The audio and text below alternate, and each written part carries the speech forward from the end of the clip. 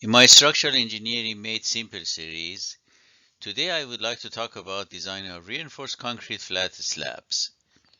This is part 2 of a two-part series and will focus on two-way slabs.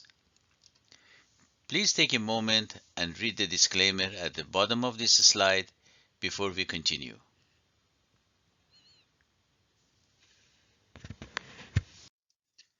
Flat slabs are considered thin structural members that are supported by beams and columns.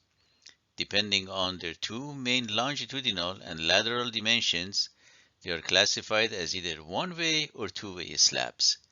They are also referred to as one-way or two-way floor construction. This video explains the design for two-way slabs. Please see lesson 9 in this series for one-way slab design.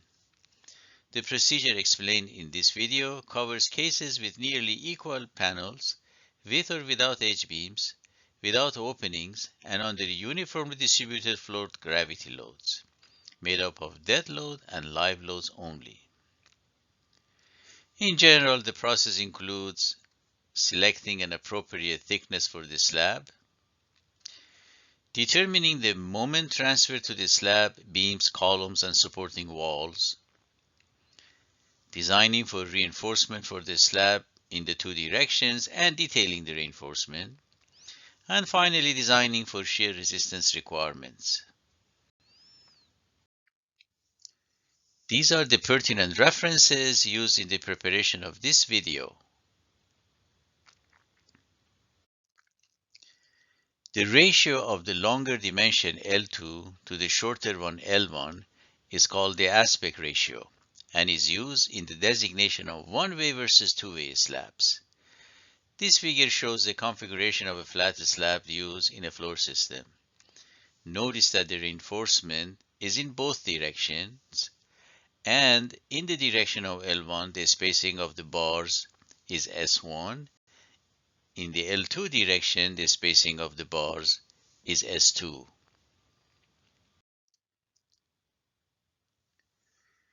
When L2 over L1 is larger than 2, the slab is one-way spanning along L1 with the main reinforcement in L1 direction and a minimum amount of reinforcement in the perpendicular direction. When L2 over L1 is smaller than or equal to 2 and larger or equal to 1, the slab is two-way with the main reinforcement in both directions. As you see in this figure, the reinforcement is in the form of a grid. Here are the general characteristics of a two-way floor slab. As indicated, the reinforcement is in the form of a grid. The bending moment occurs in both directions. Therefore, the main reinforcement is determined based on flexural design and the amount of steel is determined for both directions. As you can see in this figure, the moment MU1 is for design of steel in L1 direction and moment MU2 for steel in the L2 direction. Please also note that MU1 and MU2 are not constants along L2 and L1 distances. Depending on the location in the slab, these moments vary and can go from a positive to a negative value. Generally, the design in either direction is done for 1 foot of the width of the slab. For example, the cross-section detail for a steel for MU1 moment will look like the following. The bars shown perpendicular to the plane are for the tension steel AS1. And AS1 is designed for moment MU1 with a spacing of S1.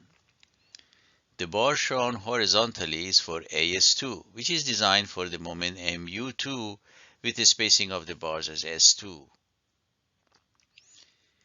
Because of steel that is needed for MU2 direction, the computation for D will be different in one versus the other direction. Therefore, conservatively, if no stirrups are in the slab, we may use D equal to H minus 0.75 inches, which is a protection cover, plus 1.5 times the diameter of the bar. dB is the diameter of the bar.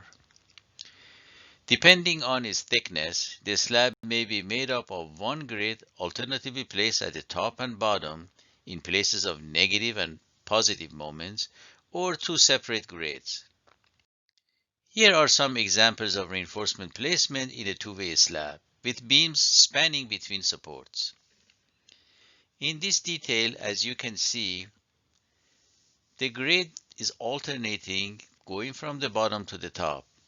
Again, the bars shown perpendicular to the plane are the AS1 reinforcements, and those which are shown horizontally are for the AS2 reinforcements. This detail is a little bit different. In this case, the reinforcement is bent and has gone up to satisfy the requirement for the negative moment. This figure shows separate grades at the top and bottom, and it is applicable for thicker slabs that can accommodate two grades. Usually the top and bottom grades are based on the minimum steel. Additional bars are added at the top over the supports and in the bottom at the midspan to meet the required areas of steels in these areas, of course, in both directions. You can see in the plan view that there is a grade. An additional steel is placed over the supports shown with solid line. These are bars at the top for negative moments. And then there are dashed lines shown at the bottom. These are for the positive moments. Here are the notations. AS is the area of longitudinal tension steel. Notice that if subscript 1 or 2 are used, they indicate steel in L1 and L2 directions respectively. B is the width. For flexure it is 12 inches. For one-way shear it is usually the entire width of the slab. We're going to talk about the one-way versus two-way shear later. H or T represent a slab thickness. D is a distance showing the location of a steel measured from the center of tension steel to the extreme concrete compressive fiber.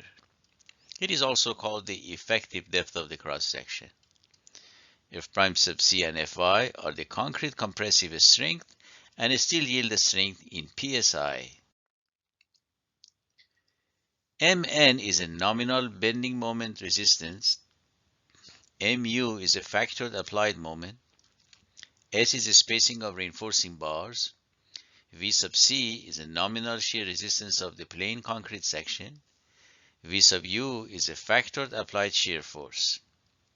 Again, if subscripts 1 or 2 are used for any of the above parameters, they indicate their respective values in L1 and L2 directions. WD and WL are the dead load and live load on the floor in pounds per square foot. Phi is the resistance reduction factor, which is 0.75 for shear and usually 0.9 for bending. And rho is a steel ratio, which is AS divided by BD, where B is equal to 12 inches. Design equations. The design equations are identical with those in a singly reinforced rectangular cross-section. Please see videos 7 and 9 in my series. The nominal bending resistance Mn is ASFI d minus A over 2, where A is equal to ASFI divided by 0.85 prime sub CB. Also, if the factor resistance phi Mn is needed, the resistance reduction factor phi must be determined. As we said, it is usually equal to 0.9. However, as explained later, it depends on the strain at the tension steel. This is very similar to beam design. Also, similar to beam designs, especially those with rectangular cross sections, R is equal to Mn divided by BD squared. This is a parameter that is used in the equation for rho in determining the amount of steel that is needed. Rho is equal to 1 over M times 1 minus the square root of 1 minus 2m R over Fy. Of course, rho is equal to AS over BD, which is the steel ratio.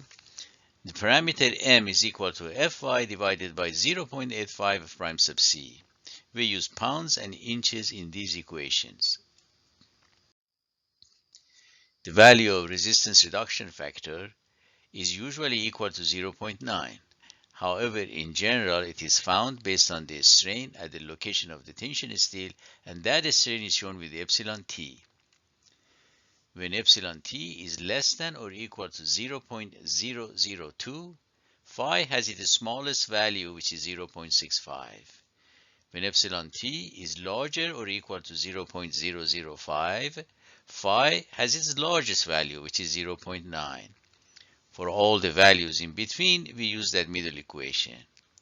And epsilon t is equal to 0.003 times d minus x divided by x, where x is equal to a divided by beta 1, and beta 1 is 0.85 for a prime sub c of 4000 psi or less.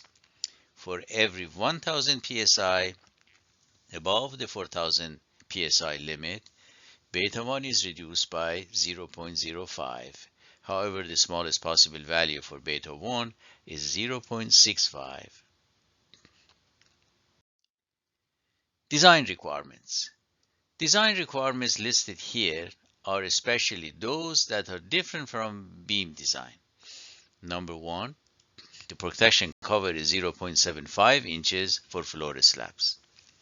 Number 2, if no shear reinforcements are used, as we said before, D is conservatively taken as H minus 0.75 inches plus 1.5 times diameter of the bar dB. There is also a parameter dt sometimes used, and that is in this case the same as D.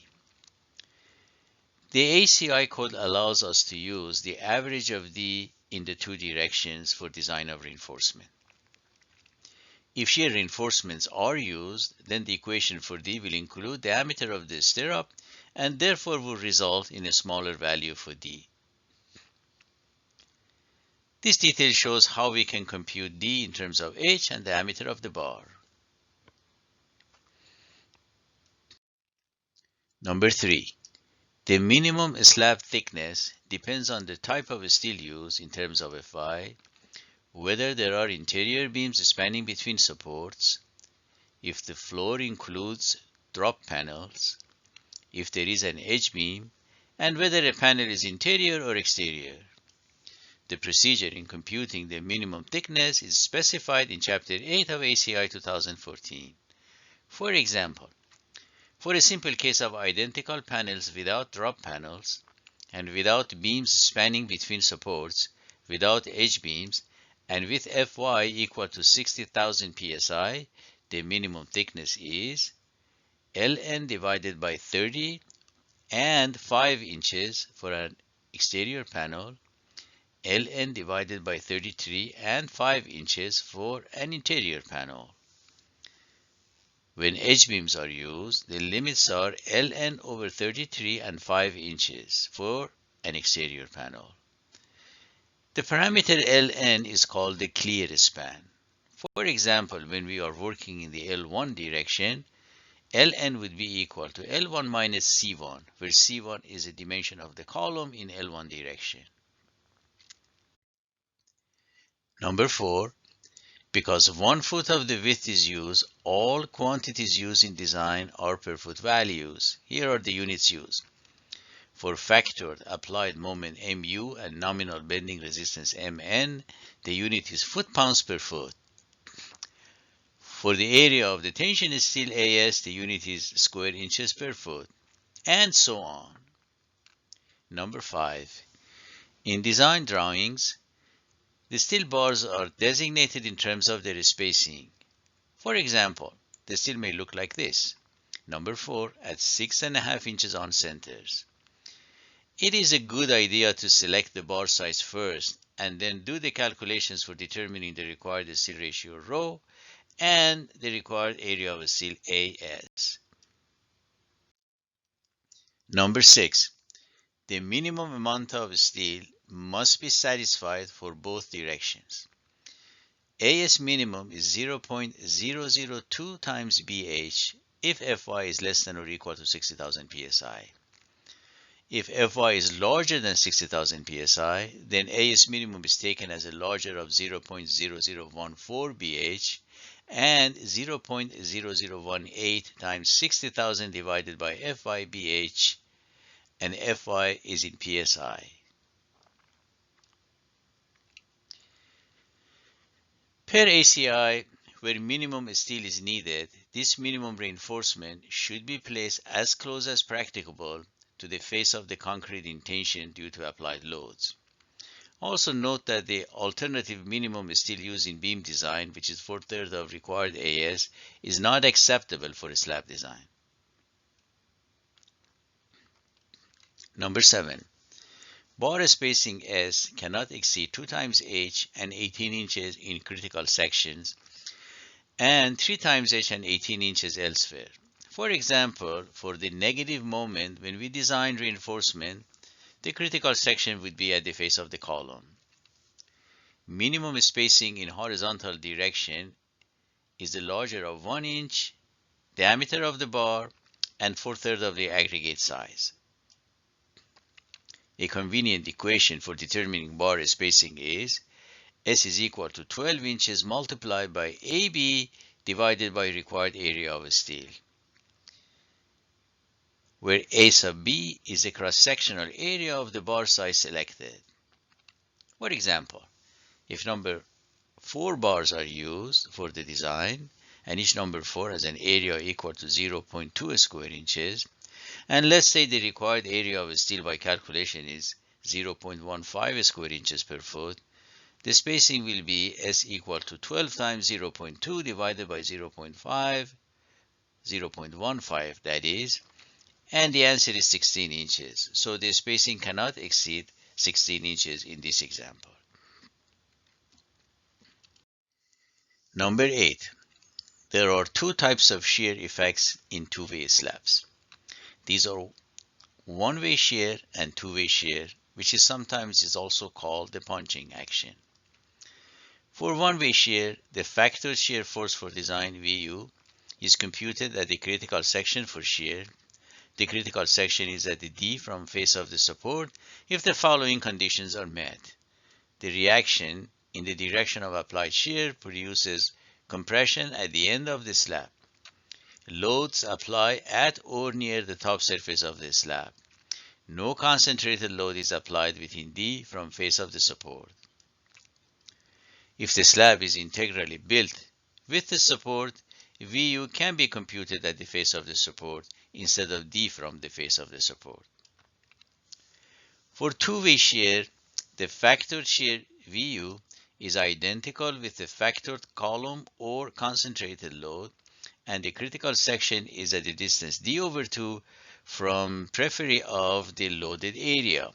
The critical section has a perimeter B0, where B0 is equal to 2 times D plus C1 plus D plus C2, where C1 and C2 are the column dimensions in L1 and L2 directions respectively. Please note that the existence of an opening near columns and concentrated load areas affect B0 computation. Please see Chapter 22 of ACI 2014 for this particular condition. Number 9. The shear resistance V sub C for one-way shear is computed using the following equation. V sub C is equal to 2 square root of prime sub C BD, and usually B in this case is the entire width of the slab. The shear resistance V sub C for two-way shear is the smallest of the values from the following equations. And usually the first equation governs the condition. However, we need to compute the 3 values and pick up the smallest out of the 3. In these equations, beta is a ratio of long side to the short side of the column. Parameter alpha S is 40 for interior columns, 30 for edge columns, and 20 for corner columns. Parameter lambda is equal to 1 for normal weight and 0.75 for lightweight concrete. Please note that if shear reinforcement is used, other limitations would apply to these equations. And please see Chapter 22 of ACI 2014 for more information on these additional restrictions. If there are no stirrups in the slab, please notice that the major factor in increasing shear resistance would be the thickness H. Other design considerations. Under loading, unrestrained corners of two-way slabs may lift up. This lifting may result in a bending moment in the slab. Therefore, additional reinforcement may be necessary at the corners. Please see Chapter 8 of ACI 2014 to make sure your design adequately addresses this issue. Also, ACI allows using single, multiple, U-shape, or closed-loop stirrups to increase shear capacity, especially the punching action resistance. However, generally adequate shear resistance is provided through proper slab thickness or by adding drop panels around column areas where there is a potential for large shear forces. For monolithic or fully composite slab systems, a beam includes that portion of a slab on each side of the beam extending a distance equal to the projection of the beam above or below the slab, whichever is greater, but not greater than 4 times the slab thickness. Therefore, usually the cross-section of the beam will be a T or an L section. We'll examine this later in our example. Structural analysis. In general, the analysis of two-way slabs falls under the following cases. 1. The slab system is part of a moment frame, which contributes to the resistance against lateral loads. In this type, for the analysis, the equivalent frame method is used where all or portions of the slab is included in the frame. The slab only carries gravity load, this is case 2, dead load and live load. The lateral load resistance is provided through shear walls and or a core system. In this case, a direct design method is used for the slab analysis. In either method, the idea is to compute the negative moments at the end supports of each panel in any direction, in other words, L1 and L2, and the maximum positive moment around the midspan of the panel. These moments are then distributed laterally to so-called column strips and middle strips in each panel. The column strip moments are also proportioned to the beam and slab according to the relative stiffness of the beam to that of the slab. Let's examine the definition for column strips and middle strips. A column strip is a design strip with a width equal to 0.25 multiplied by lesser of L1 and L2 on each side of the column center line. Consider two adjacent panels with dimensions L1, L2, and L'2 as shown. Assuming L1 is less than L2 and less than L'2, then the width of the column strip on each side of the column will be 0.25 L1. We have shown this in the next slide. A middle strip is a design strip bounded by column strips. That is also shown in the next slide. As you can see in this slide, the width of the column strip on each side of the column is 0.25 L1. Again, we are assuming L1 is less than L2 and is less than L'2. Beyond the column strip and all the way to the center of the panel, we have the middle strip. So on the right, the width of the middle strip is 0.5 L2 minus 0.25 L1, and to the left is 0.5 L'2 minus 0.25 L1. And of course, these are when we do the calculations along L1. When we do the calculation in L2 direction, similar situation will need to be considered. Equivalent frame method. This method requires a complete structural analysis of the columns, beams, and slab system for the gravity as well as lateral loads. Depending on the structural configuration, the beams, slabs, and columns, or the slabs and columns make up an equivalent frame to resist the lateral and gravity loads. These are some examples showing how the slab and beam or the slab alone work as an equivalent beam. The shaded area shows the equivalent beam. Again, we are doing the analysis in the L1 direction. Notice that in the figure to the left, the entire slab is working like a beam, and in the detail to the right, the slab plus the beam work as equivalent beam. The examples provided are for illustrations only. Please consult with Chapter 8 of ACI 2014 for the definition of the equivalent frame, recommended configuration for the equivalent beam, the treatment of torsional elements, column stiffness, and other information specific to a given case that will need to be followed when forming the equivalent frame for structural analysis. Once the equivalent frame is formed, any method for structural analysis can be used to determine the joint and midspan moments. However, generally a structural analysis software is needed because of the complexity involved in the frame. The end and midspan moments are then distributed to the column and middle strips per Chapter 8 of ACI 2014. Direct design method. This method is applicable for slab analysis for gravity loads only. Thus, it can be used when the structure has shear walls or a core element to resist lateral loads. Basic requirements for direct design method. Number 1, there are at least 3 continuous spans in each direction. Number 2, successive span lengths measured center to center of supports in each direction do not differ by more than 1/3 the longer span. Number 3, panels are rectangular with L2 over L1 not to exceed 2. Recall that in our situation, L2 is larger than L1. Number 4, column offset does not exceed 10% of the span in direction of offset from either axis between center line of successive columns.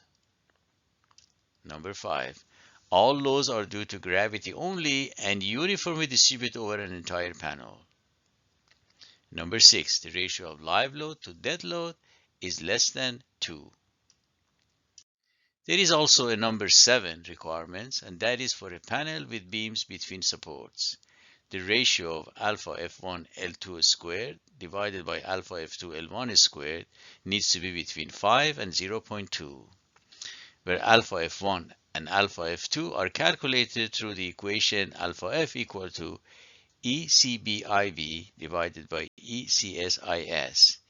ECB and ECS are respectively the modulus of elasticity of the beam and slab, and IB and IS are respectively the moment of inertia of the beam and slab. In computing IB, a portion of the slab is considered in the analysis as shown in these details. So we are really having either an L beam or a T beam. IS is computed using a slab as a rectangular section. For example, when computation is done in the L1 direction, IS would be L2 T to the power of 3 divided by 12. Total factor static moment M0. This moment is the basis for computing the negative and positive moments in a panel and further distribution of these moments to the column and middle strips. M0, again we are in the L1 direction, is equal to WU L2 times ln square over 8.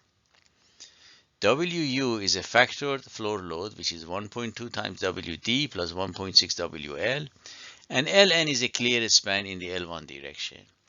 For example, for rectangular columns with C1 dimension in L1 direction, ln would be equal to L1 minus C1. ACI has provisions for finding ln in cases where the column cross-section is not rectangular. If the panels in the perpendicular direction adjacent to the column line in L1 direction have different span lengths, we use the average of them instead of L2. In other words, we use L2 plus L prime 2 divided by 2. If the span adjacent and parallel to a slab edge is being considered, the distance from edge to panel center line is substituted for L2. Distribution of M0 for interior spans. This is relatively simple.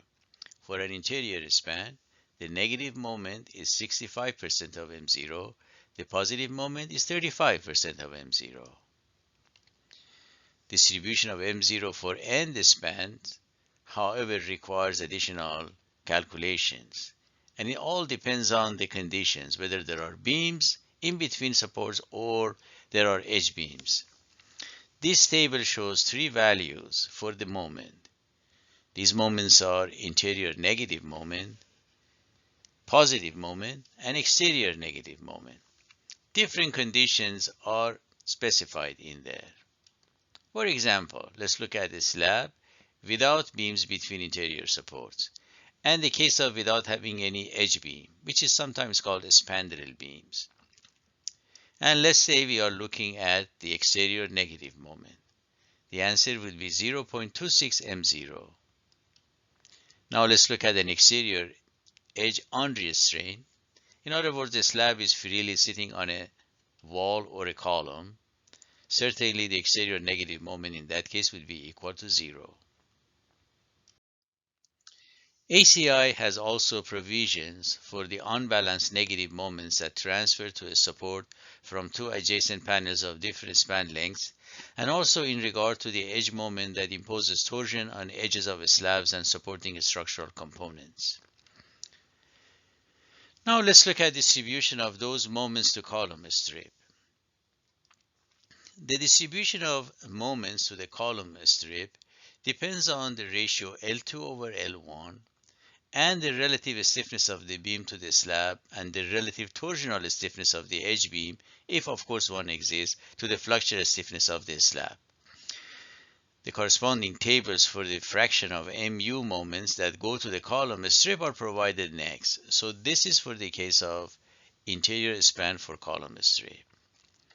And this is a distribution for negative moment. You notice that the factors involved are alpha F1 L2 over L1 and L2 over L1. For example, if there are no beams between the supports, therefore alpha F1 L2 over L1 would be equal to 0. And if L1 and L2 are the same, we would have 0.75 a factor in there, which means 75% of the negative moment will go to the column strip. If there are beams present and the beams are very stiff such that alpha F1 L2 over L1 is larger or equal to 1, then the factors for L2 over L1 is 0.75 also. And if the alpha F1 L2 over L1 is between 0 and 1, then we need to do an interpolation to find the appropriate factor. For an exterior span, the percentage of the moment that goes to column strip depends on additional factors. You notice an additional parameter beta t is added to the table. Beta t is a ratio of the torsional stiffness of the edge beam to the flexural stiffness of the slab. The equation is ECBC divided by 2ECSIS. Capital C is a section torsional constant, which is obtained from the sigma equation given.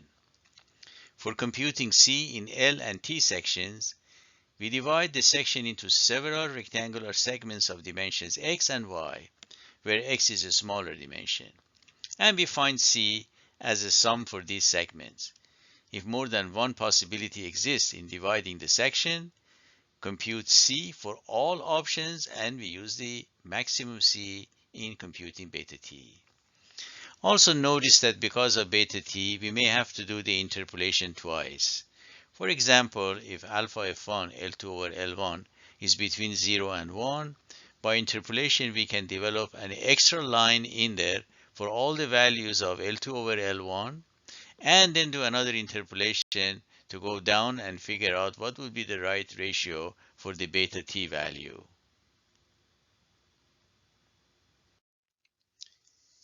In situations where the width of the supporting column or wall is at least 3/4 of L2, then the negative moment is distributed uniformly over the entire L2. Now let's look at the positive moment. The distribution factors for positive moment for column strip are pretty straightforward, and they are obtained from this table. For example, again, for the case of no beams and L2 over L1, the distribution factor would be 0.6. We use linear interpolation for values in between. Now let's look at the distribution of the column strip moments to beams and slabs. If there are no beams, of course the entire column strip moment would go to the slab.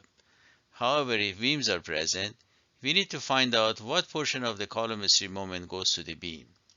The rest goes to the slab. So this table would provide the appropriate factor. Notice that if the beam is extremely stiff, such that alpha F1 L2 over L1 is larger than 1, then 85% of the moment goes to the beam, 15% goes to the slab. And if there are no beams, of course, all 100% of the moment would go to the slab. If there are the values of stiffness in between 0 and 1, then we use linear interpolation. Also note that the moment transferred to the beam through these factors is in addition to any moment in the beam because of a load that directly applies on the beam, such as, for example, the beam's self-weight. Now let's look at the distribution of moments to the middle strip. Per ACI, that portion of negative and positive factored moments not resisted by column strips will be proportionally assigned to corresponding half middle strips. A middle strip adjacent and parallel to an edge that is supported by a wall resists twice the moment assigned to the half middle strip, corresponding to the first row of interior supports. Moment transferred to columns and walls. Columns and walls built integrally with the slab system resist moments caused by factored loads on the slab system. So for an exterior column, for example, if no edge beam is present, the columns above and below each receive 1/2 of the negative panel moment. At an interior support, especially when adjacent panels have equal span lengths, the moment from slabs will be 0 or nearly 0. Therefore, per ACI, the following equation is used for the column and beam moments transferred from the slab. The column and walls below and above each receive a share of this moment based on their stiffnesses.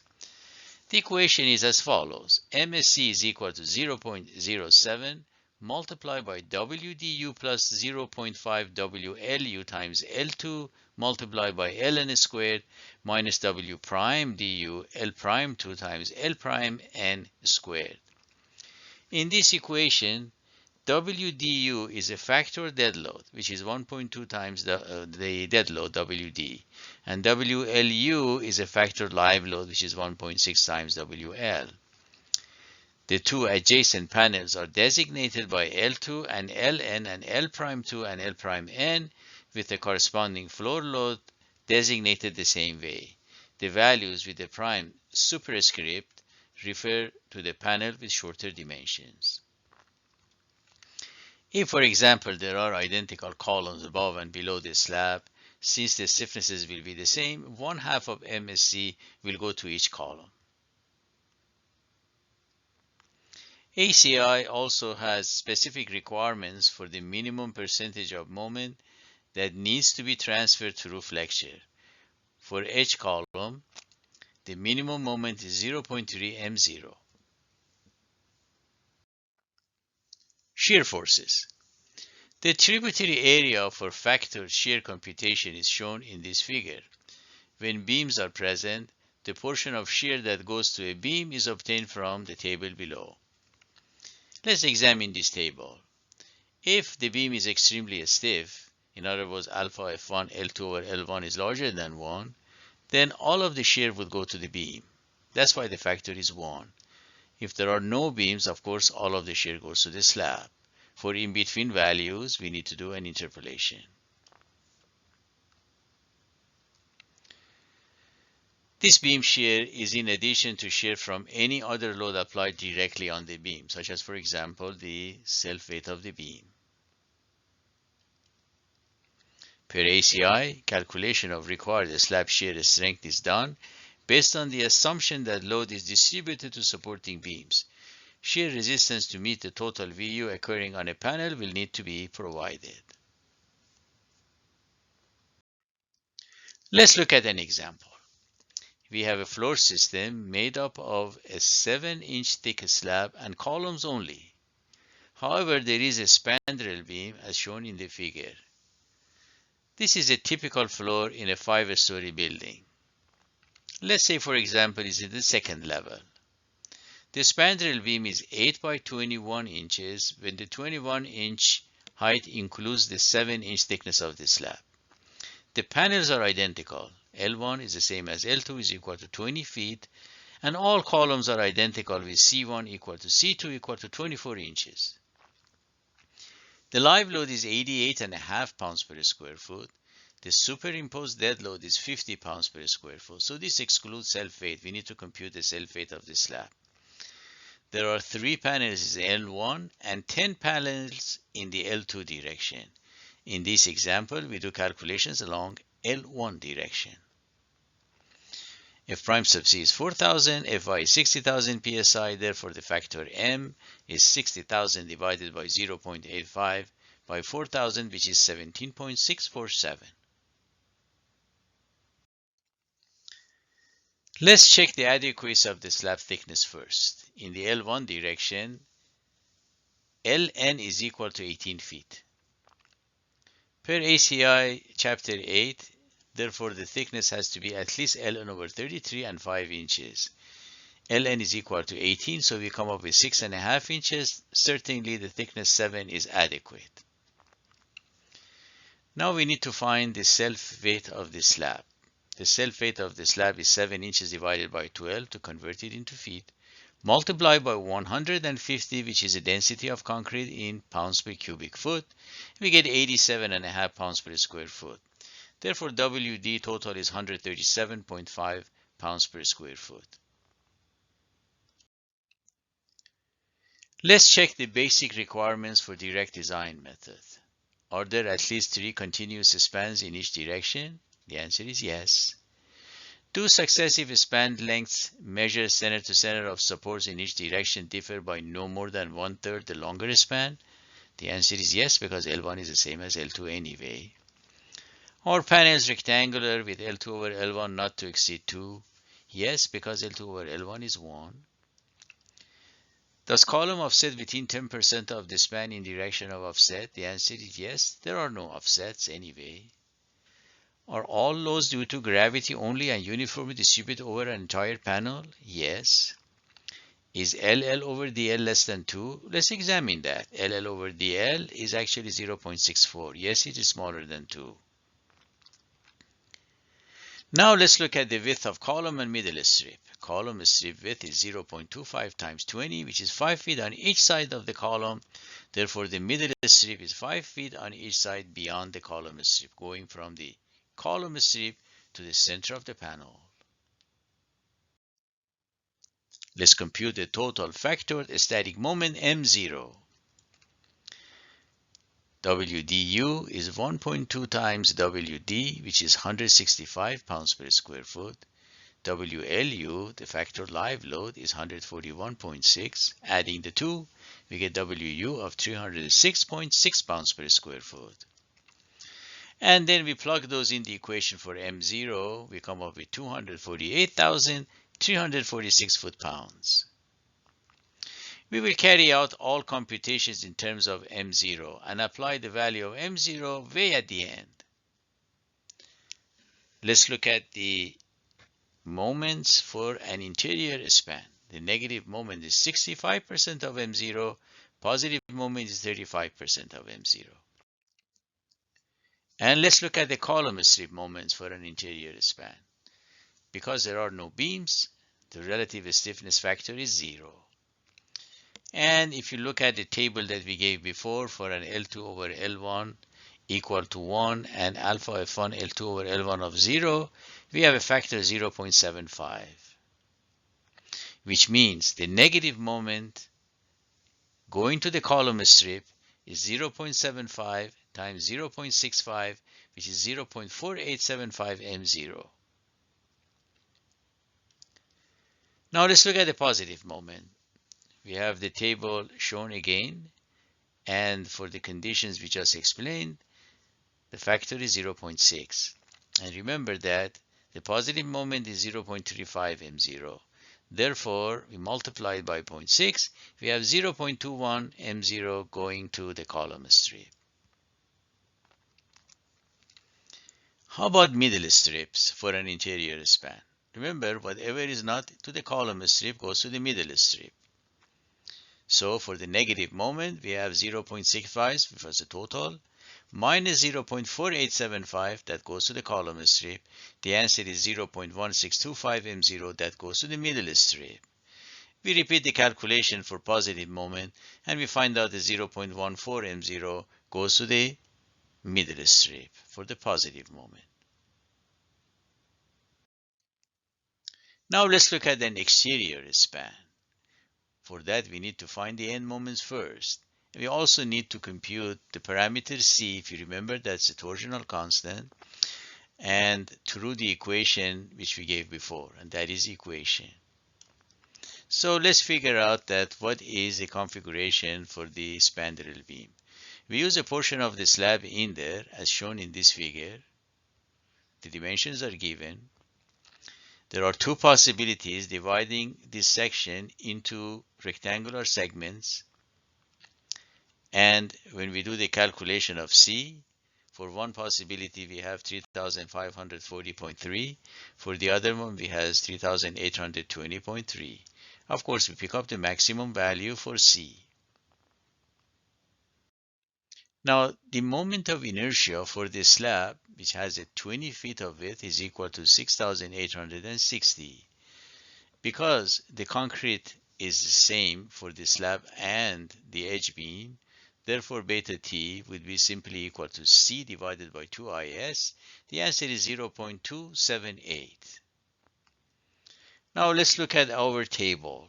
This is our table, and notice that in this case, of course, alpha F1 is equal to 0. However, beta D is 0.278, which is between 0 and 2.5. For the L2 over L1 equal to 1, our value is between 1 and 0.75. So we need to compute the corresponding value by interpolation. Using a linear interpolation, we find out the factor is 0.972. What does it mean? What is this factor? First, let's look at the total moments for an exterior panel. We'll come back to this 0.972 later. If you recall from one of the tables that I gave, for a case of having an edge beam, the negative exterior moment is 0.3 m0, the positive moment 0.5 m0, and the negative interior moment is 0.7 m0. We are concentrating on the negative exterior moment. So we need to multiply the negative exterior moment 0.3 m0 by that factor that we just found. The column strip negative moment factor for the interior end of the exterior span is 0.75, similar to an interior span, and the column strip for the positive moment is 0.6. So now with all those factors, we can summarize all of our moments for the L1 direction as shown. All of those are in terms of m0. Now, I'd like to pay attention to the exterior negative moment. That's the very first line of this table. Remember that the moment was 0.3 m0 and the factor we found was 0.972. Therefore, you notice that the column strip moment is 0.292 m0 and whatever is not going to the column strip goes to the middle strip, and the middle strip is 0.008 m0. But please notice that there are two half middle strip, one on each side. So for each of those half middle strip, you divide that moment by 2 when you design reinforcement for that. And then in general, in any given case, you may have 9 different bending moments for a panel. Of course, some of those moments are identical. And you arrange all those moments in a table like this for each panel, and now you're ready to design the reinforcement. The reinforcement design is very similar to the one-way slab, and please see video number 9 in this series. However, it is noted that there are different moments as given in the previous table depending on the location. As an example, consider the negative moment in the column strip in the exterior panel. Now the moment, if you remember, was 0.292 m0. Plugging the m0 now in there, we come up with a total moment of 72,517 foot-pounds. Since the width of the column strip total is 5 plus 5, which is 10, if we take this moment and divide it by 10, we get the moment per foot, which is 7,215.7 foot-pounds. Of course, if we use number 4 bars, conservatively we can compute D, and D is equal to 5.5 inches. Since the minimum amount of steel needs to be maintained, a practical method for reinforcement arrangement is to use a base grade based on minimum steel and then add additional steels in areas that are needed. For a 7-inch thick slab with Fy equal to 60,000 psi, the minimum steel is 0.002 times 12 times H, which is 7, and that gives us 0.168 square inches per foot. Divided by 2, you get 0.084 at the top and bottom. Using the equation we gave before for the spacing, we get 12 inches multiplied by 0.2, which is the cross-sectional area of a number, 4 bars, divided by the steel that we need, which is 0.084. We come up with 28.6.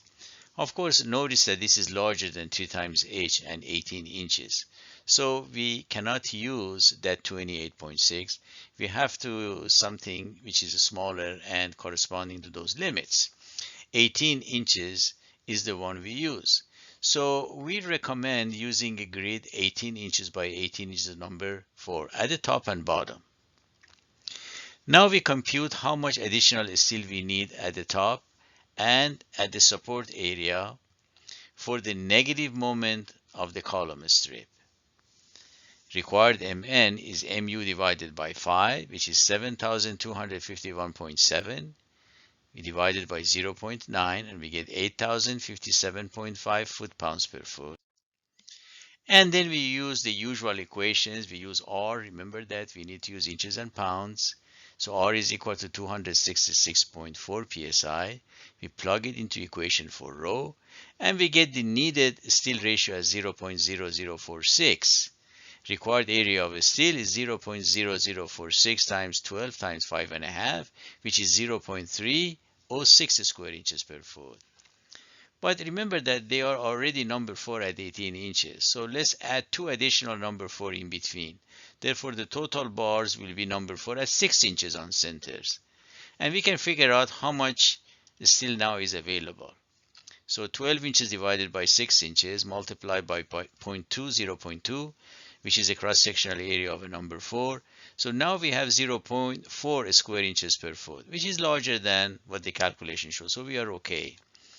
Now let's do a check and find out what is the capacity reduction factor. So we use the equation for A. We find A as 0.59. Notice that B is equal to 12 inches. We find X, which is A divided by beta 1. We find the strain at the tension steel, which is very large, 0.02. Therefore, the phi is equal to 0.9 as we assume. Also notice that for the critical section, the bar spacing is 6 inches, which is within the limit of the 2H that we specified.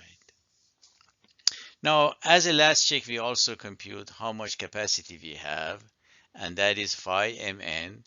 So phi Mn in this case is equal to 9,369 foot-pounds per foot, which is certainly larger than M sub U. Therefore, our design is okay. The negative moment in the middle strip is substantially less, and as such, the steel we already provided as the base would probably be enough. We must now repeat the design for all the moments, including those interior span. Once we are done with the L1 direction, we continue the computation for L2 direction. Checking shear. For one-way shear, we use the following diagram to compute V sub U. Notice that since there are no beams, all of the shear force must be resisted by the slab. So that's the tributary area, the shaded area. And here is a cross section looking at the columns on a slab, going a distance d from face of a support. The shaded area shown to the left is what we use for computation of VU. The easiest method is simply to find out the trapezoidal area multiplied by the total floor load, and you get the factor V sub U. And repeating these calculations for the trapezoidal area, and knowing that we are at a distance d from face of a support for a critical section, so from the center of the column, that distance is 1.46 foot, we come up with V sub U equal to 30,006.5 pounds. And the shear capacity is from the equation 5 V sub C equal to phi 2 square root of prime sub C BD. Now notice that here we use the entire width of the slab. So it's 20 feet multiplied by 12, which is 240 inches. And certainly we have enough capacity, 125,226.2 pounds, which is larger than V sub U, so we are okay. For the two-way shear, the total shear area is shown below. Notice that the shears from all four panels adjacent to the column are involved. Also notice that the critical section is d over 2 from face of the column. So the critical area is shown there. We need to find out the area, the shaded area, and multiply that by the floor load. So the V sub U is WU, which is a factor load, L1 times L2, which is the total shaded area, minus that white area shown at the middle. The capacity is 4 square root of prime sub C B0D, where B0, as we said before, is perimeter of that critical area. Plugging numbers in there, we come up with V sub U equal to 120,787.1 pounds. And the capacity is equal to 123,139 pounds. As you can see, we are slightly above the V sub U, so we are okay. Let's look at the moments transferred to the columns. For an edge column, which is integral with the slab per ACI, the moment transferred to an edge column cannot be less than 0.3 m0. This moment will be shared by the column above and below with equal amount. These moments will need to be considered in design of the columns. For an interior column, the moment transfer to the column is through the equation that we gave before. The adjacent panels need to be considered. In our example, considering the fact that adjacent panels to a column have equal spans and the dead load is identical, therefore W du is equal to W prime du. And when we plug the numbers into the equation, we get 32,115 foot-pounds moment. This moment goes to the column if there is a column at the top and one at the bottom with identical cross-section. Each will receive half of this moment. Let's look at the torsion effect on the edge beam. Proper design of the edge beam for torsion effect is important. Please see Chapter 9 and 22 of ACI 2014 for torsion design requirements. What if situations? What if the shear, especially in two-way shear case, exceeds the shear resistance? In this case, we can add drop panels around columns to increase the shear resistance or add stirrups. What if there are beams in between columns? The procedure will be slightly different because depending on the ratio alpha F, which is ECB-IB divided by ECS-IS, the column strip moments and the shear will be shared between the beam and the slabs, and the values will be therefore different from those that we did in this example. Please note that in computing IB, a portion of the slab is included in the beam. Therefore, the cross-section of the beam considered will be either a T section or an L section. This video and the example provided discuss mainly the direct design method and cover a situation when the slabs are under gravity loads only. When the slabs must contribute to the frame system in resisting lateral loads, in addition to gravity loads, Then the equivalent frame analysis method must be used to compute the negative and positive moments for a given panel. Thank you for watching this video.